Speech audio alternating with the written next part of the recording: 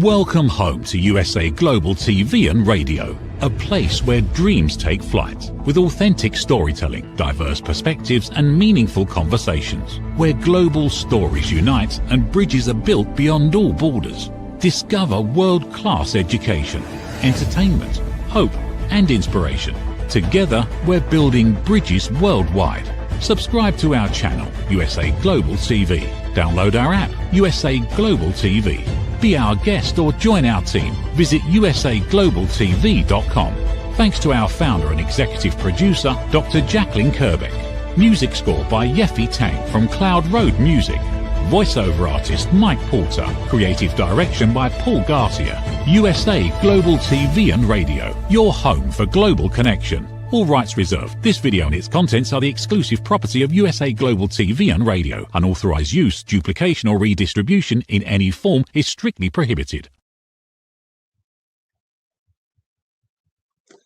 Trauma, traumatic,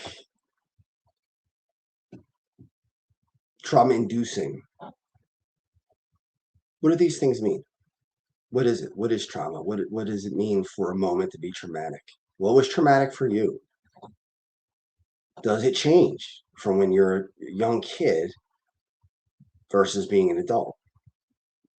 How do you handle it differently? How did you handle trauma when you were a kid versus how you handle trauma as an adult?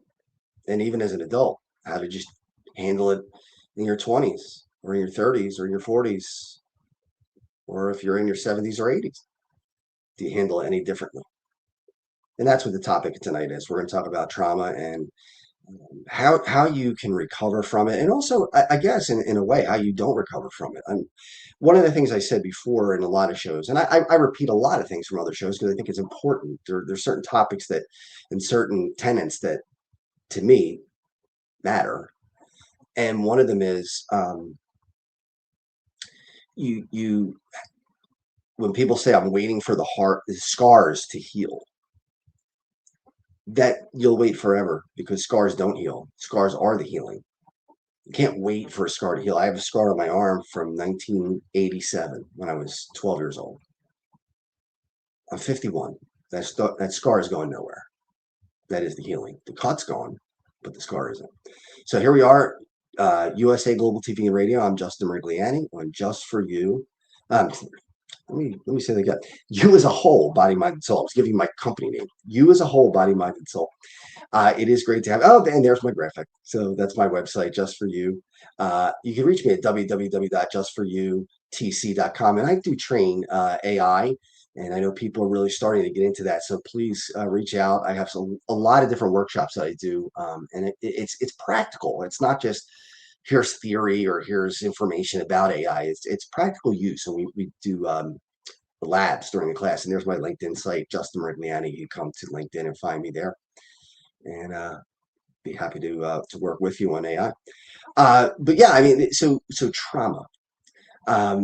This past, what made me think of this for this show is this past couple of weeks, I've been going through some trauma. And I've been handling it a lot better than I would have a year ago or a few years ago. And the trauma, there have been two. One is that try to think of so many different ways to save the home that we had when the kids were born, my two daughters. They're almost 20 and 15. And there was just nothing that could be done to save the house. We're going through a divorce, almost done the divorce. And financially trying to save that house and also live somewhere else, it just wasn't feasible. It just wasn't something that could be done. And the house had to be sold. And not last week. Oh yeah, last week. It was the last day, and that was traumatic. It was really, really hard. The Saturday before, so the house sold on Monday, and last week we were closed, I should say. And last time I was in it, I had to clean out the garage. And this is a place that I had spent who knows how many hours, probably thousands of hours working out. I had converted the garage to a gym, and that was my gym. And, I couldn't believe that I was looking around this place that was so familiar. And all of a sudden, it wasn't going to be home to me anymore. I wasn't going to be able to go in it. I wasn't going to be able to ever do anything there again. And it was just surreal to look around that place that you had been for 20 years. Now, granted, I haven't lived there in over almost 2 years now, but knowing it was there, it felt okay. And then losing it did not feel okay. And it was traumatic. I mean, there were uh, times during that the week leading up to and then right after where I could not stop crying and just was completely consumed by trauma. The thought of it's a feeling to me that you can't break out of it. Something's happening to you, and no matter what you do, there's no escape from it. And I felt that before with my surgery when I had my colon removed. It was a point in time where something terrible was happening, traumatic, and there was no way out. And one of the ways I explained it was back at that time, it was before I even was on this network, I spoke about it felt like being on a plane that was going down. You're on this plane, you're flying, and the plane's going down, and there's not a thing you can do about it. You can't jump off the plane, you can't walk away, you can't go to sleep. There's nothing you can do. You're waiting to die. And even though it wasn't death, it was still waiting for a loss. And even with this, I have not been able to get away from it, including sleep. I dream about leaving that house every night. So I know it's traumatic because it's even in my subconscious where every night I have dreams about us packing up the house and um, the family that's coming behind us is on their way within the next hour and we still have to pack up the whole house and we're in a rush to get that done and it looks like we're going to run out of time. And I see my kids in these dreams and I see them so upset about having to leave their childhood home. And it's every night for me. And it would be nice to get an escape from that. Actually, to be honest with you, it feels better awake than it does asleep because when I'm asleep, it's much more um, vivid, I guess, than it is when I'm awake. And I'm hoping and I believe that in time that will start to subside and I'm not going to have those vivid dreams about it as much. But right now I do. And it just got me to think, if this is that traumatic for me, what do my kids feel like? I mean, they're younger, obviously. They're my kids. And they're, as I said before, 20 and 15. And they seem to be handling it really, really well. They seem to be going through this with sadness, but also with resilience, where they have accepted where they are, accepted the fact that they're in a different place. They're in an apartment now instead of a big 5-bedroom home. The place that they called home for their whole lives, but they seem to be well adjusted to that. And I wonder, I mean, would I be was I could tell you I was not that well adjusted when I was 14 years old. I moved out of Philadelphia into a house with my parents in Delaware County, which is right outside of Philadelphia, but it went from the city to the suburbs. It was a huge, huge change. And I didn't handle it well. I had a really rough time. And I'm not great with change. I mean, I'm just not. I never have been. I'm better at it now than I was before, but I struggle with it. It's just something that is constantly work. And it seems like my kids have been able to get beyond that. They didn't inherit the fear or I guess the pain of seeing things change.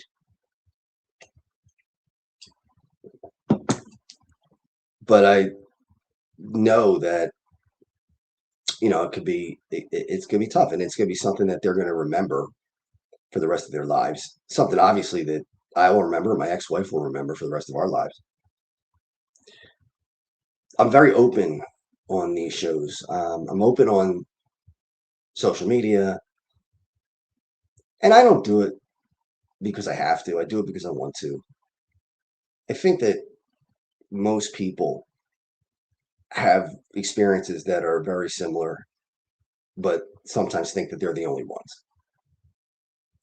And I just want people to feel like things are normal, even the things that seem abnormal are normal. But at the same time, there is only so much that I can share without also infringing on somebody else's privacy. So there was another incident that happened 2 weeks ago that I can't tell you exactly what the incident was, but it had to do with violence and me being the victim of violence. And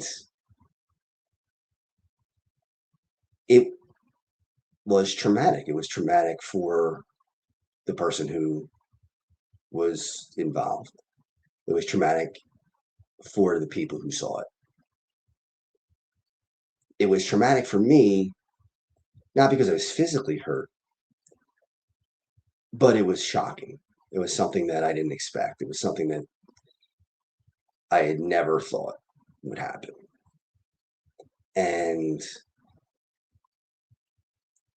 the only solace I have, I guess, is the way that I handled it. I think if it had been a year ago or 2 years ago, I might have gone back and been, I don't want to say violent, but defended myself.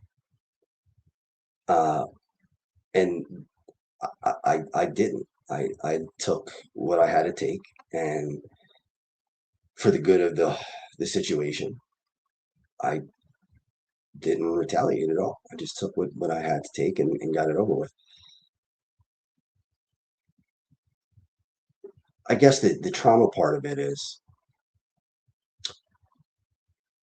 what did I do to get somebody to the point where they felt that that was necessary?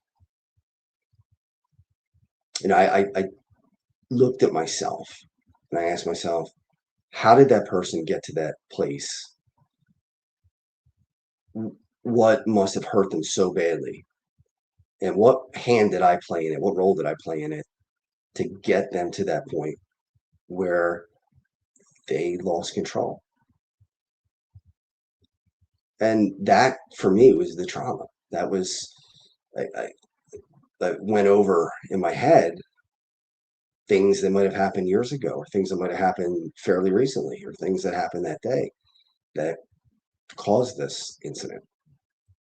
And for me, the trauma is, as I said, wrestling with the idea that what happened to me wasn't right. I mean, it wasn't something that should have happened. I don't think I deserved it. But how hurt must that person have been to have resorted to that, especially with my kids around, for them to witness that their father being hit. The thoughts in my head of, how do I handle this without upsetting them any more than is necessary? What could I possibly do to get this to stop without causing more trauma to them? Now, I don't know if I handled it 100% correctly. I probably did not. I handled it the best I could at the time that it was happening. And remember, it's an emotional time. It's days before the house is going to be gone, where a place that we were for so long was no longer to be there. And you top it off with something like that, and it's tough. I mean, it's something that is traumatic, and I think we throw that word around way too much.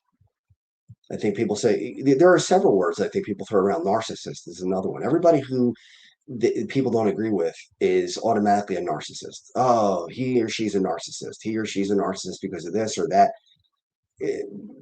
But by definition, most people are not narcissists. Most people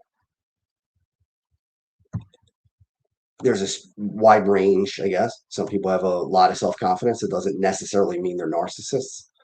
Some people have less self-confidence. It doesn't mean they don't have any. I think probably people fall in the middle. But a true narcissist, it's very rare that you have somebody who's truly, and there are people who are. I mean, it's not, you know, some people are serial killers. I mean, very few people. I mean, they get the notoriety because they do something that's horrendous. But yeah, I mean, if you had 1 million people in a room, how many serial killers would you have? Probably, if one, that would be a lot. Same thing with narcissism. But same thing with the word traumatic. What do we find traumatic? My kids mentioned that word because of the incident that happened. They said, I'm traumatized. And I couldn't help but think, if it had been worse, would they have been really traumatized? Are they traumatized for real? Or is that just a word that they used? Or are they really traumatized? Now, the long and the short of it is, I didn't get hurt. I mean, I had a bruise. That's not a big deal. I didn't get knocked out. I didn't get a bloody nose. I didn't get anything like that. Didn't get hurt to the point where I had to go to the hospital. Had that happened, I guess that would have been, in my mind, for them, traumatic, but it wasn't. It didn't happen. But when they see a family member attack another family member, that's hard for even a 20-year-old. It's hard for a 51-year-old to comprehend, let alone a kid. So kind of double trauma, I guess, for them. Having to leave their house and having to witness something like that. And I'm still wrestling with it myself, trying to figure out how I feel about it. I mean, you have the anger, the feeling of, how did I let this happen? How did I not figure out a way to stop this from happening? And there's the feeling of, as I said before, what role did I play? Granted, that day I didn't really play a role at all, but in the past, have I played a role in that? Is there a reason? Did I cause unresolved anger with someone? And who pays the price? I really mostly paid the price. I did. And so did the person who was involved, and my kids. There was an emotional price. Physical, no. I mean, we were lucky that it didn't turn out to be anything beyond superficial. Bruce. But I wonder what that word trauma really means. Yeah, I had I was interviewing Charlie Min. Charlie had been on this program before, and Charlie created a documentary and allowed me to be a part of it, which was really great. It was about Pelle Lindbergh. Pelle Lindbergh was a young kid who was a great goaltender for the Flyers in the NHL, and then was killed in a drunk driving accident. But that's not the gist of the story. The most important part of this is Charlie allowed me to be a part of it. And then Charlie, this past week, and he's done 46 documentaries, so he's very well known in the world of documentaries, in the film industry. And he asked me to do the interviews for a film that he's doing on grief. And Charlie is going through grief right now. Charlie's mother passed away the day after Christmas, of this past year, 2025. And as I interviewed him, he talked about trauma. He talked about what causes him to be awake at night, and what causes him to have recurring nightmares, and what causes him to, as he said, not sure if I want to be alive. Now, he's not suicidal, but he's not finding joy in life. It sounds like depression. I'm not a doctor, but I've been depressed, so I know kind of what those symptoms are. And is that trauma or is that mourning? Where is the line? To me, it sounds like a mix of both. Some people, I guess, can I have another friend whose mother passed away, and the next day he was at work. In fact, after the luncheon, after she was buried, he flew out of town to go to work. Now, I don't think I could do that. In fact, I know I couldn't do that. So, two people experience loss. One is very, very distraught, and the other one is sad, but able to kind of put it behind him and do what he's got to do. Now, Charlie is doing what he has to do as well, but he's in a lot of pain doing it. So, when we get back from this commercial, I'm going to talk a little bit more about what is the difference between trauma and just a feeling of loss. We'll be right back. What if many of the problems we associate with aging are not random? What if there are identifiable causes behind declining energy, chronic disease, and memory problems?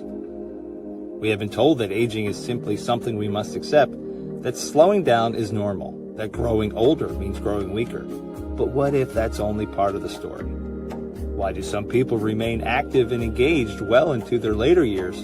Why do others struggle with disease, fatigue, and declining health? What is happening beneath the surface? What processes drive aging?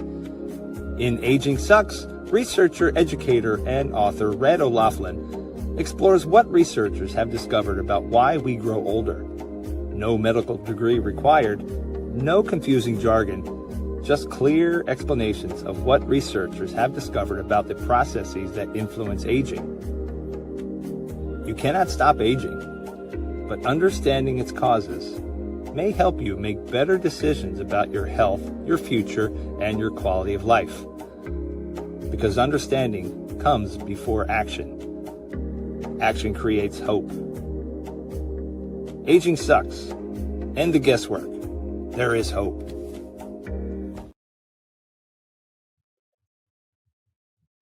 So before the break, we were talking about the difference between normal feelings of sadness and mourning, and also the feeling of trauma. And I was talking about Charlie Min, and Charlie lost his mother again right the day after Christmas. And an added part of that story for Charlie was that he tried to save his mother with chest compressions for several minutes before the EMTs were able to get to her. And it was actually a long time. It was probably like a half an hour. I don't know how they got delayed that much, but maybe even 40 minutes. And Charlie was on the phone with the dispatcher and trying to save his mother's life. And I tried to put myself in that position. What would it have been like? It's bad enough to lose your mother, somebody that you're that close with. But how much worse would it be if you had to remember trying to save her and what was going through your mind?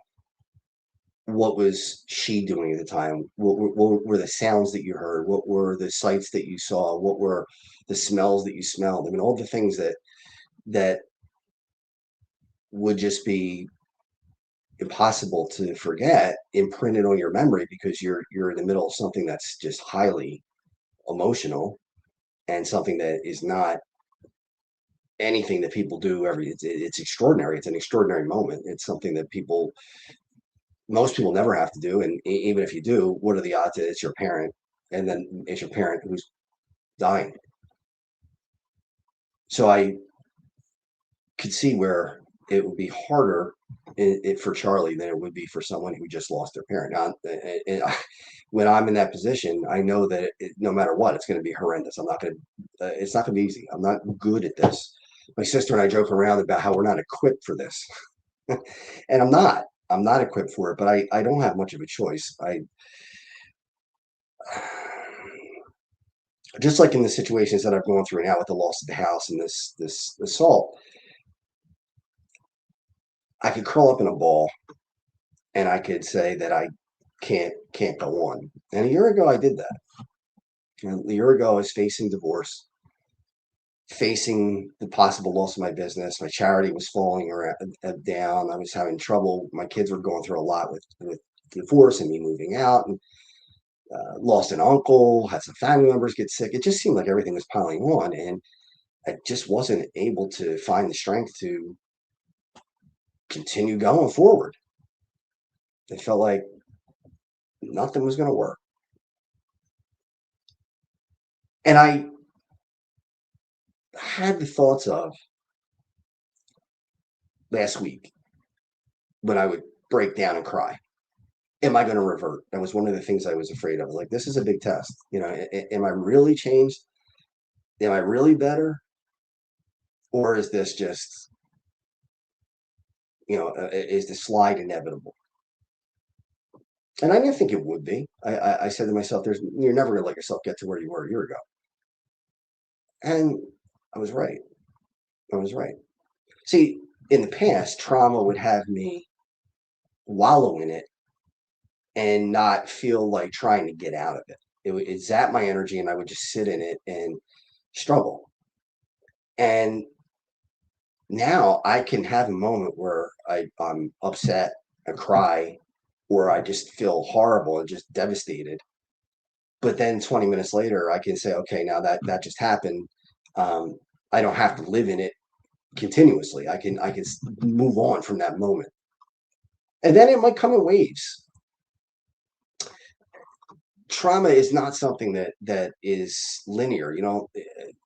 I've talked to people who have lost children, God forbid. I can't even imagine what that must be like. And I don't want to imagine what that must be like. But these parents who've lost children talk about how, some days they feel okay and they can go out and they can do things and they could go shopping, or they could go to an amusement park, or whatever it is, and they can have a good time, go out to a dinner and enjoy it, go on a date and enjoy it. And then there's other days where they can't get out of bed. And I think that's the universal thing. I don't think it's something that is unique to any one person. I think that that's how most people feel. And I made the mistake of thinking that if I ever felt better, then I was over it, and I couldn't be upset again. It was all or nothing. So either I was sad and was going to stay sad until it was time to not be sad, or I was going to be sad, get better, and then never be allowed to be sad about it again because it's over. And that's illogical. That's not the way that it works. There are going to be ups and downs. For the last 3 days, I was in Cleveland because with all that she went through, both kids went through a lot, but my youngest daughter, who's 15, Rebecca, it seems like everything is being taken away from her. Her home, her stability, our marriage, all the things that she was losing. And then she was, for last year, dying to go to a concert, Louis Tomlinson, who was from One Direction. And I got her tickets for Christmas. She'd been waiting for even before that. And the last night that she was going to be in the house was the night of the concert. And she drove over there. She was driven over there, and it rained, and it was an outdoor event. It was completely muddy. There were trees down. It was a terrible storm in Philadelphia, and they had to cancel it. I was like, you got to be kidding me. Like, how much more is going to be taken away from her? How much more? And the wheels just started turning in my head. Like, there's got to be a way to fix this. There's got to be something. And unfortunately, Louis Tomlinson's not coming back to this area. So I looked up his schedule, and I found out that he was going to be in Cleveland, Ohio. And I called her up and I said, look, you want to take a road trip to Cleveland? And we did. I bought tickets to the concert, found a hotel, and to say cost a little bit, we drove instead of flying. We drove to Cleveland. And I didn't do it because I felt like that was something that I had to do to make it up to her, but I did it because I didn't want her to look back on this time and see total loss. where everything that she wanted, everything that she was hoping for was just taken away. And if that meant having to drive to Cleveland, 7-hour drive, that meant having to drive to Cleveland and then home. So we went Sunday and the concert was Monday, and then we drove home yesterday. And it was amazing because even in all this trauma, both rides for 7, and it was more than 7 hours because I have a bad back. I was injured in an accident. So I can't drive 7 straight hours. I can't drive more than 2. So if I drive 2 hours, I got to get out of the car, walk around for 10 to 20 minutes and stretch. And then I could get another 2 hours in. So it's a longer process than would be if I was completely healthy. But in that whole thing, we didn't turn on the radio one time. She wasn't on her phone one time. We talked for, I guess, 9 hours, because it took us about 9 hours with all the stops. And it took away some of that for me. And I think for her, I'm pretty sure from the way she was acting, that it took away some of that discomfort, some of that pain of the last couple of weeks. And when she was in the concert, I mean, I'm not an old man and I'm not one of those people like, oh, these kids today, but I was sitting next to her in the crowd, and I don't know any of his music. It was good. I mean, I enjoyed what I heard, but I don't know any of the music. And these are all young girls, probably anywhere between 15, 14 to 25, something like that. And like young girls do, when he came out on the stage, they started to scream, high-pitched, ear-piercing screams. And it was just like an ice pick to the temple. And I just said to Rebecca, I said, Rebecca, look, I'm gonna go down under, move away a little bit, because it's way too loud for me. So I went down, and she had people around her. She made friends with people from all different Kentucky and all different places. So I got to watch the concert, and I checked on her from time to time just to look in. She was having a great time. She was singing, and she's talking to people, and she didn't need me there. And that's okay. I was fine with that. But I got to stand there, and I was looking around and looking at the skyline of Cleveland and looking at the concert, and it was more peaceful where I was because it wasn't as loud, and you could walk around, and I kept thinking, this is a really cool night. This is something that is that I'm not going to forget. This is the concert that my favorite concert, the best concert I've ever been to, even though it was somebody I don't know, but the circumstances made it so good.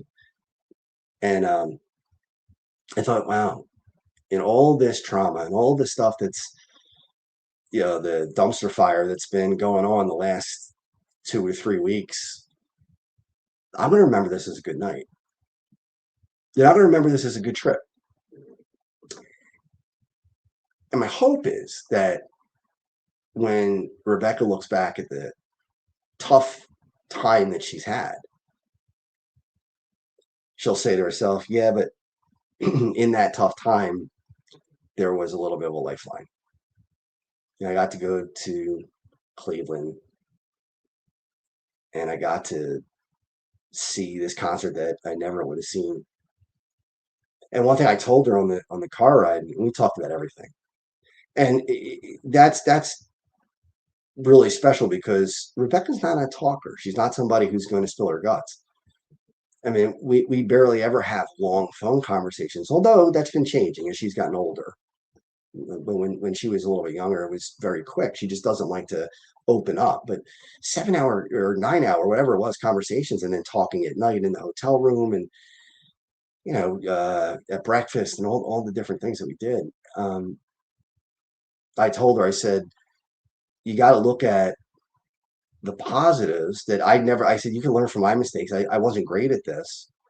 I said, with all this trauma, with all the stuff that we've been through, and you not going to that concert because it rained, this trip would never have happened. So I said, to me, and the way I'm looking at it, I'm glad the one in Philadelphia got rained out, because otherwise we would never have had this one in Cleveland.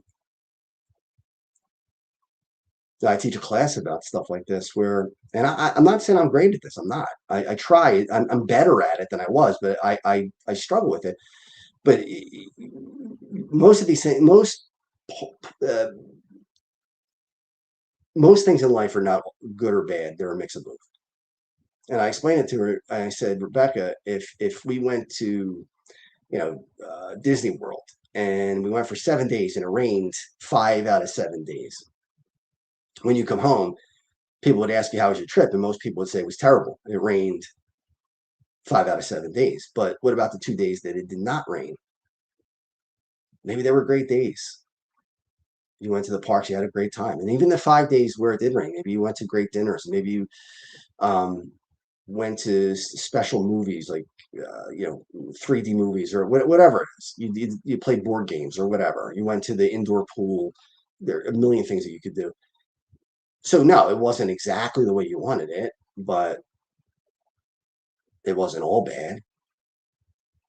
And the same thing if it was the reverse. What if it was sunny and beautiful for 5 out of 7 days? You might go home and say, yeah, it was a great trip. Everything went perfectly. Did it? No. You had 5 days that went well, but even those 5 days, maybe it was hot and you were tired. It's very, very hot in the summer in Orlando. So yeah, you may have done things you wanted to do, but you may have been dragging. You may have been feeling like, oh my gosh, I can't breathe. It's so hot. I'm so tired. But you edit that out. Your mind edits that out. So I told her, I said, that's the way we're going to have to look at things going forward, is that most things, not saying all, most things are a mix. There are some things that are great about it, or even just good about it, and there are things that can be awful, horrible, but things that, it's probably going to be a bit of both. So think about, for you, how do you get through trauma? And whether it's physical trauma, and I don't know that physical trauma doesn't come with emotional trauma. I really don't. I think, yeah, for me, yeah, being injured right now, there's emotional trauma because I don't know if I'll ever return to where I was before. Now, I'm not going to let it destroy my life to the point where I can't function, but having my colon removed, that was physically painful, obviously, but emotionally, it was almost unbearable. And it was just something that couldn't believe was happening. And I think trauma is harder when you're younger. I think it gets somewhat easier as you get older because I think you get more practiced at it. The first time somebody dies that you were close to, you didn't know what that was going to feel like. You didn't know how you were going to react to it. Then after, I had a psychologist who used to tell me, I was with this therapist for almost 30 years. And he said, grandparents are like a trial run for your parents, meaning that if you have grandparents and they pass away, that is the trial run for your parents. And I know that sounds kind of weird, and to me it did too, but he's got a point because that is usually, if things go chronologically, you're going to lose your grandparents, and then you're going to lose your parents, and then you're going to be gone, and your kids will have to go through the same thing. And I have had to face that. Now, unfortunately, I never met my paternal grandfather, so I didn't have to go through his death. But I did have to go through the death of my two grandmothers and my mother's father. And as much as it's going to be traumatic, and it'll be the worst loss of my life when I lose my parents, I can look back on the trauma that I was able to recover from losing people who I loved a lot, my grandparents, and somehow use that to make things just a little bit easier. It's going to be horrible, but that's, I think, the reason why trauma is not as profound as an adult versus a kid is, yeah, you're more developed, but you also have had some practice. You got the reps in. You've seen loss before, and not just loss of people close to you, but friends, people who are, I'm not saying not close, but grandparents and grandkids usually have a very close relationship. Parents and kids usually have a very close relationship. But by going through it so many times in your life, by the time you're older, you kind of know how it's going to play out, or at least you have some idea. So I want to thank you for letting me talk about trauma. And it's helpful for me to be able to talk about it here, because it is something that's on my mind. It is something that I have to deal with now, and I can't run away from it. But I hope this helps you if you're struggling with trauma to think about, oh, look at the number. Thank you. There's the National Domestic Violence Hotline, 800-799-SAFE, SAFE. Yeah, it's important. If you feel like you're in danger, if you feel that your kids are in danger or anything like that, reach out. Whether you're male, female, it doesn't matter. Make sure you do that. But again, I want to thank you for allowing me to share this and I guess vent in a way.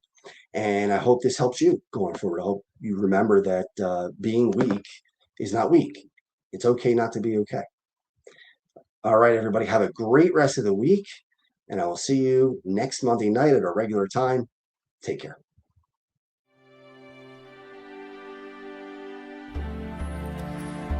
Every day, we wake up knowing what we should do. We know we should take better care of ourselves. We know we should have the difficult conversation.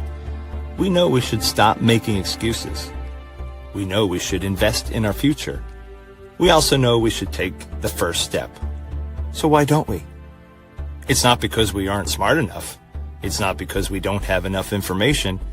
And it's certainly not because we don't care. We live in a world overflowing with knowledge. Books, podcasts, videos, courses, experts, even artificial intelligence. We have more access to information than any generation before us. Yet so many of us are still waiting for the right time, waiting to feel ready, waiting until tomorrow. But tomorrow becomes next week becomes next year, and before you know it, another opportunity has passed us by. The truth is, knowing has never been the finish line. It's only the starting line. Our lives don't change because we know more. Our businesses don't grow because we know more. Our relationships don't improve because we know more. And our health doesn't transform because we know more. Everything changes when we act. When we choose courage over comfort, progress over perfection, action over intention.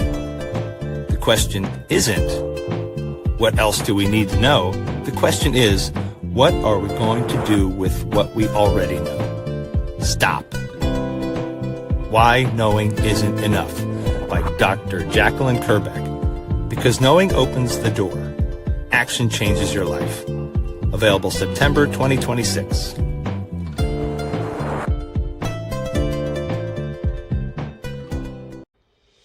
Every great story begins with a vision. At USA Global TV and Radio for years, we've been providing world-class education, entertainment, inspiration, imagination, connections, and hope. Most people don't stay to watch the outro or the credits, but it's the people behind every success, behind every breakthrough, and behind every unforgettable story who matter.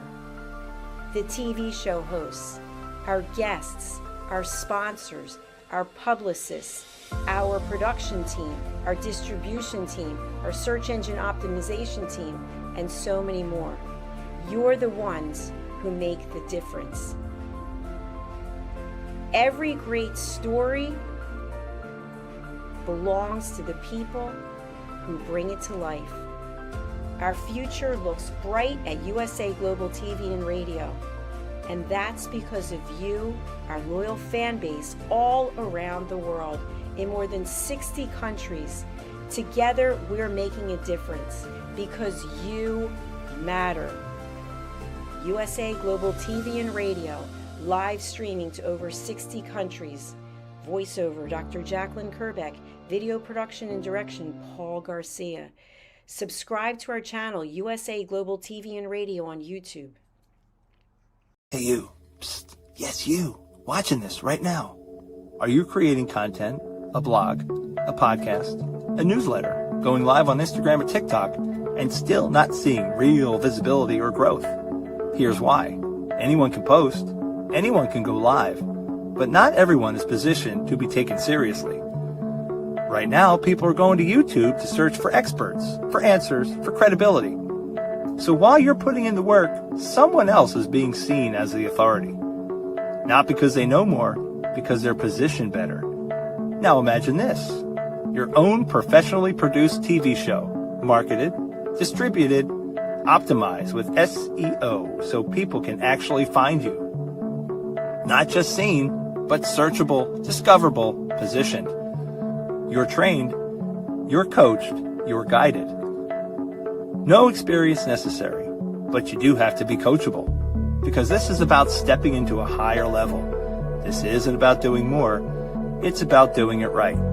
We've already built the platform, 2 YouTube channels, a global audience, a Silver Creator Award. So the question is, how much longer are you going to rely on temporary visibility when you could be building real authority? If you're ready to be seen differently, go to usaglobaltv.com and apply to host your own show. This is for individuals who are serious about investing in their visibility, their credibility, and their growth.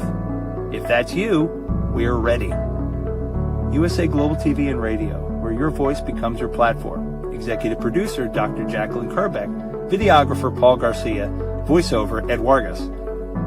All rights reserved. This production is the exclusive property of the USA Global TV and Radio and may not be reproduced, distributed, or used without written permission.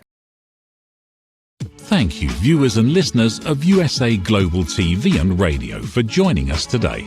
We're honoured to have your time and attention as part of our global community. At USA Global TV and Radio, we believe in the power of authentic conversations, meaningful connections, and creating a world of possibilities together. Want to be part of something bigger?